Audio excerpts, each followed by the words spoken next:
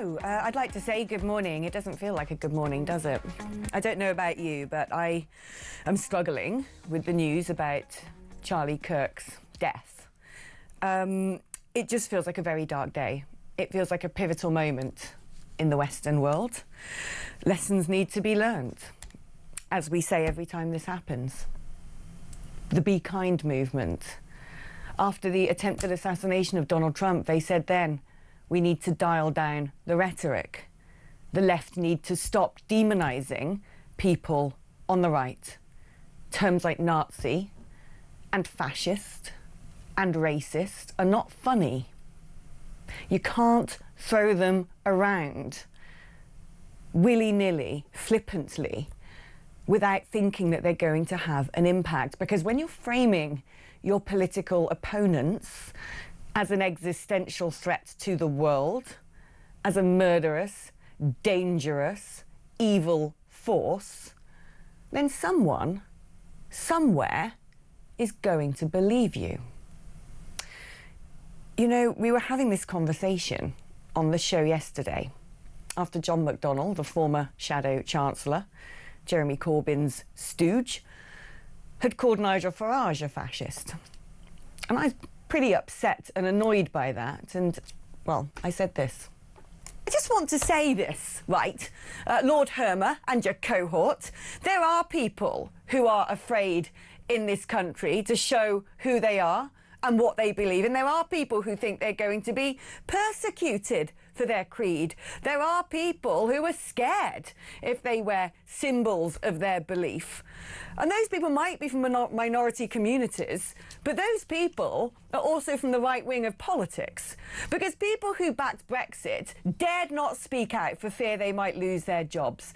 People who might want to vote reform live in fear of being ostracised by their community and their family and their friends because of the way you portray them. The general public are frightened to write things on social media that might sound right-wing because they could end up in prison. And believe you me, politicians on the right wing of politics are very afraid of personal physical attacks against them when people like John McDonnell call them fascist.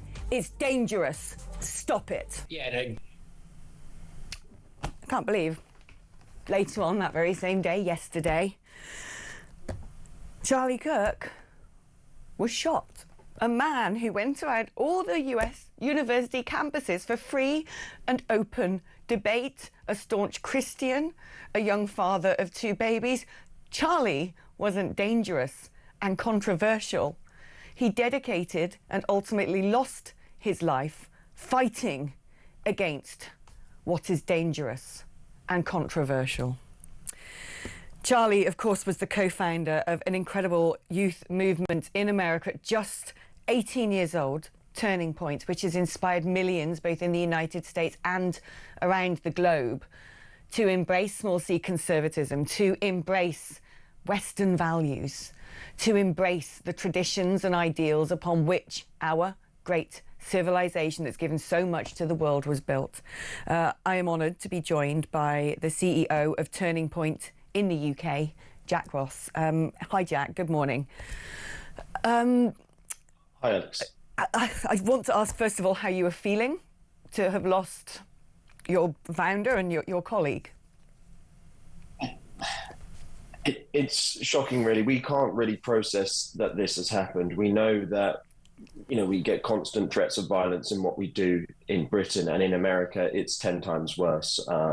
Charlie's regularly protested by armed members of Antifa, where they turn up with assault rifles. But we always thought, you know, it's more for show. No one's ever going to do something like this. And the fact that Charlie's been assassinated is someone who promoted debate, who promoted democracy and free speech and talking to people he disagreed with, and actually being quite polite about it as well. So he would always tell the crowd not to boo, say, left-wing activists who were coming out, to have a civil discussion, because he was all about changing people's minds peacefully, or even being open to have his own mind to change as well. And it's heartbreaking, because he was such a good man. He did such good for political discourse. He really led the charge in reviving Christianity, and he was a true Christian. He promoted peace, he promoted love, he promoted family, and he was trying to encourage people to make the right decisions, even going as far as to go on shows to debate girls doing OnlyFans, to try and guide them away from that sort of lifestyle, to try and give them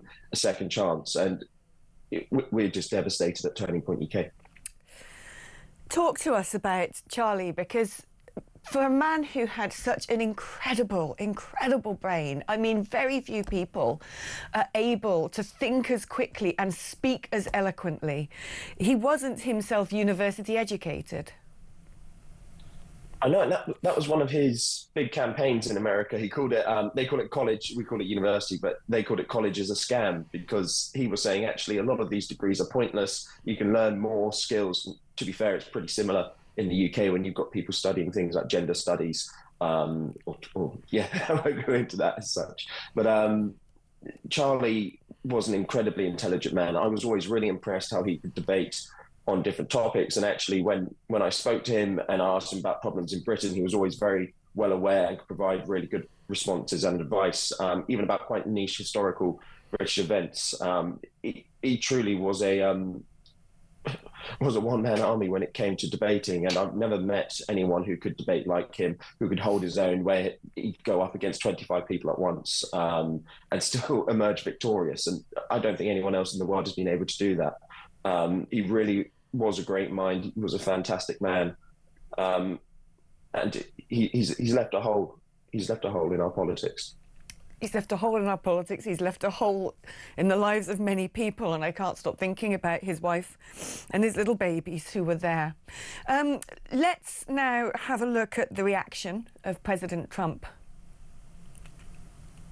To my great fellow Americans, I am filled with grief and anger at the heinous assassination of Charlie Kirk on a college campus in Utah. Charlie inspired millions, and tonight, all who knew him and loved him are united in shock and horror. Charlie was a patriot who devoted his life to the cause of open debate and the country that he loved so much, the United States of America. He fought for liberty, democracy, justice, and the American people. He's a martyr for truth and freedom, and there's never been anyone who was so respected by youth. This is a dark moment for America. Charlie Kirk traveled the nation, joyfully engaging with everyone interested in good faith debate. His mission was to bring young people into the political process, which he did better than anybody ever, to share his love of country and to spread the simple words of common sense. Today, because of this heinous act, Charlie's voice has become bigger and grander than ever before, and it's not even close. May God bless his memory, may God watch over his family, and may God bless the United States of America. Thank you.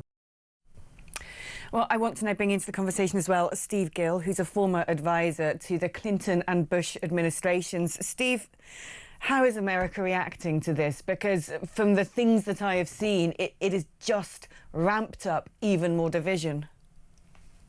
Yeah, you've got some people that are celebrating the death of Charlie Kirk, and you have been a couple of university officials that have been fired because of their comments, noting that they're cheering or they're giggling over his death. But I think for most part, people who knew him, who actually knew what he did, recognized that he was a guy who focused on conversation rather than conflict. Who, as your guest was pointing out, was expanding the conversation rather than bringing it to lower levels. And I think he is a voice that will be missed because he was a unique voice, not just because of how brilliant he was, but because of his approach. He was not a screamer and a yeller, one of those guys that promoted division. He was one who promoted understanding. What I have found sickening, Steve, some of the way that the UK media have covered this is suggesting that Charlie Kirk was dangerous and controversial. Yet what I saw was a man who gave his life and ultimately ended up losing his life because he was fighting against things that he believed were dangerous and controversial. Things such as critical race theory, the idea that there is white privilege, the idea that actually we must be siloed based upon our skin. He fought against late-term abortions. He wanted to see a resurrection of Christianity and Western values. Things like that, to me, are not controversial, and I have been alarmed. In fact, actually, before I go back to you, it's not just media outlets in the UK who seem to have painted Charlie Kirk as dangerous and controversial. I want to play now a clip from MSNBC and one of their political commentators, Matthew Dowd, who has been rightly fired for saying this. And again, I emphasize what you just emphasized. We don't know any of the full details of this. That we don't know if this was a supporter shooting their gun off in celebration, or so we have no idea about this. But following up on what was just said, he's been one of the most divisive, especially divisive younger figures in this, who is constantly sort of pushing this sort of hate speech or sort of aimed at certain groups. And I always go back to hateful thoughts lead to hateful words, which then lead to hateful actions. And I think that's the environment we're in, that people just, you can't stop with these sort of awful thoughts you have and then saying these awful words and not expect awful actions to take place. Steve, since when has Christianity been hateful in America? It hadn't been hateful in its entire history. And I think, again, what we see from the left here in the US and in the UK as well is they have to make caricatures of those they disagree with. They can't debate the issues. They can't debate with the Charlie Kirk that, men have no business in women's locker rooms, that, late-term abortions are abhorrent even to those who support abortion. When you get them down to the late term, minutes before birth, they agree that that is reprehensible. They couldn't debate him, so they have to treat him like a cartoon character, like a caricature, which is why they use the hateful terms like fascist and Nazi and try to demonize everything that is not real because they can't debate the real issues. And I think that's not something that's just happening here in the U.S. Jack, I'm going to bring you back in because my worry is it's not just happening in the US, it's happening here. The UK Prime Minister, for crying out loud, Donald Trump said the radical left use these terms like fascist and Nazi and far right. Our Prime Minister has stood at lecterns and said that of his own people. John McDonnell, the former Shadow Chancellor, called Nigel Farage a fascist. And I live in fear now that people that I know personally who have dedicated their lives to fighting for their political beliefs, people in Reform UK, people in the Conservative Party, people who have platforms on YouTube, I worry today after seeing what has happened in America. And I'm sure that you must also feel the same way.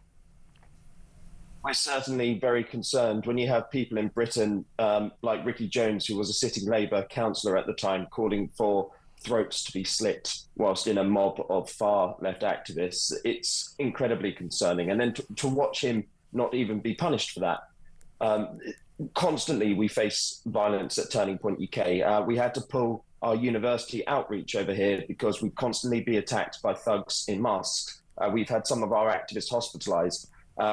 Sadly, what's happened to Charlie it's shocking, but it's not surprising it's come to this because violence has been legitimized against those on the right. It starts with rhetoric and moonlighting people as boogeymen, as Nazis and fascists to justify this. It then goes up to people throwing milkshakes, people shoving people. We've had people will run in and they'll tip tables over or rip up leaflets and throw them at us or throw stones at us.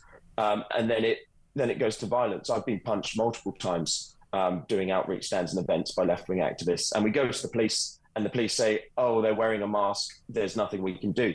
But it feels if the shoe was on the other foot, they'd be putting a lot more resources into tackling this political violence. Political violence has been normalised across the board. You have Labour MPs frequently attending Stand Up to Racism gatherings and protests, and you have key figures in Stand Up to Racism calling for violence on the streets and saying it's legitimate because people are classed as fascists. And this is what they've done. They've branded normal people with normal conservative views as extremists, and they've used that to justify extreme violence against them. And what's happened with Charlie is the pinnacle of the consequences of all of this language. Steve, I'm going to go back to you because I've only been on this planet 41 years and I don't know where this has come from. This didn't exist when I was at university. This divisive language, calling people Nazis, people carrying socialist workers' placards saying stamp on the necks of the fascists, Nazi scum off our streets, against what are basically very normal centrist political views. I can't fathom where this has come from. I can't begin to wrap my head around how fast this has accelerated and how potent it's become. And I don't know now how we put it back in a box. Look, you're a former government advisor. Can you help me?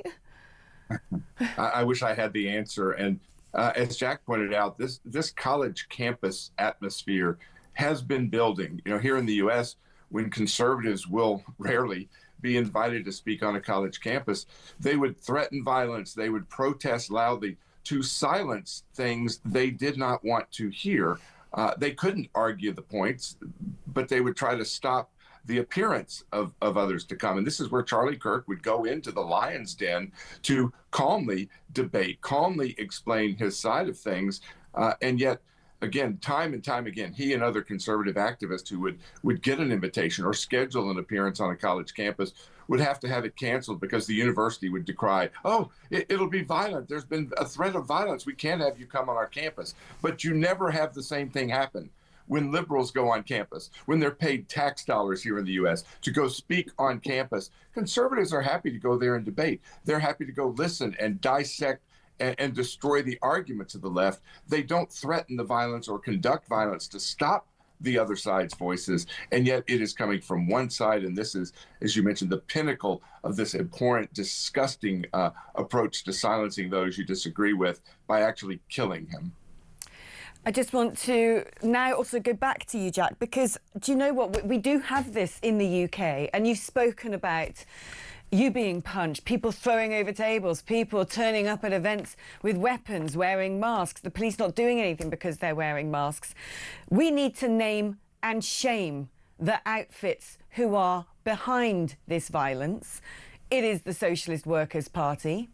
If they want to come on right now, who is their leader? They call themselves a party. Who is their leader? If they want to come on, I will happily give them the right of reply, because I want to ask them why they have people shouting stamp on the necks of fascists against a political party that 30% of the population are currently supporting. Who else are we talking about, Jack? It's largely led by the Socialist Workers' Party in terms of the national body behind most of the big protests and violent protests that we see on the left. But it's also small pockets of groups known as Antifa. So what is incredibly frustrating is this is an organization which openly promotes violence. They call for attacks on conservatives, and they believe in resisting by any means as such, which is incredibly concerning when it comes out to violence. These people are in every city. We've spoken to police before, we've done events and protests, and they say they know who these people are, but there's no clampdown on them. They'll turn up masked up to events. They often carry flags, which are broom poles with a flag on the end, and that's their weapon of choice, and they'll hit people with those, and they'll never or very rarely be arrested. You very rarely hear about these people going to prison. We often are told by the police, oh, because they wear masks, we can't find out who they are. We can't track them down. Yet again, when it came to the Enough is Enough protests last year, it seemed the police were quite happy to be able to track people with little to no information. And they refused to arrest a lot of these people on the day because they're worried about headlines. It's very worrying. And Antifa is obviously a very big problem in America too. That's where most of the abuse came from my Turning Point USA colleagues, and they claim there's no leader within Antifa, but it's a very well organized structure, an international structure, and my personal opinion is it should be prescribed as a terrorist organization. Do you know, that's exactly what I was going to ask Steve Gill. You know, the Western world spent decades, trillions of dollars fighting the evils of communism. Now it seems that it's able to stalk the streets and kill people. Is it time President Trump potentially considers, I won't say Sir Keir Starmer, because frankly I wouldn't imagine imagine he has a single bone in his body that would be willing to do so. But is it time, actually, that President Trump looks at prescribing Antifa, looks at where the funding is coming from, looks at potentially foreign influence, follows the money, figures out their networks and their activists? Absolutely. The money is fueling this. And I would add that here in the United States, it is the Democratic Party itself that has become the party of violence, the party of advocating this violence. Yesterday in the U.S. Congress, a female member of Congress advocated that they should have a prayer for Charlie Kirk. The Democrats in the Congress booed and shouted no. That is where the advocacy of this violence is coming from, with a major political party in the U.S. And while Antifa should be treated as a terrorist, there is not anybody in the U.S. who should, with any conscience or morality, vote for the Democratic Party. And what you're seeing is that the Democrats in the U.S. are constantly taking the adversary position to what Americans believe. You were talking about what Charlie Kirk advocates. It is center-right. It is not far-right. It is not extreme issues of advocacy. It is Christianity that most Americans overwhelmingly support. And time and again here, and I suspect it's the same in the UK, if there's an issue that's an 80-20 issue or 85-15, the left takes the lower end and then screams that they're somehow representing the values of the UK or the US. They are antithetical to the values that we share. And yet, again, they have to demonize, they have to caricature, they have to wear masks and use violence to hide who they are, because they cannot stand up and debate with the logic, with the compassion, and with the understanding that Charlie Kirk brought to these college campuses, literally going into the lion's den, surrounded by those who wanted to argue and debate him, but try to shout him down and silence him, not actually engage in conversation. Steve Gill, Jack Ross, thank you both for talking to me on what is a very difficult morning. Okay.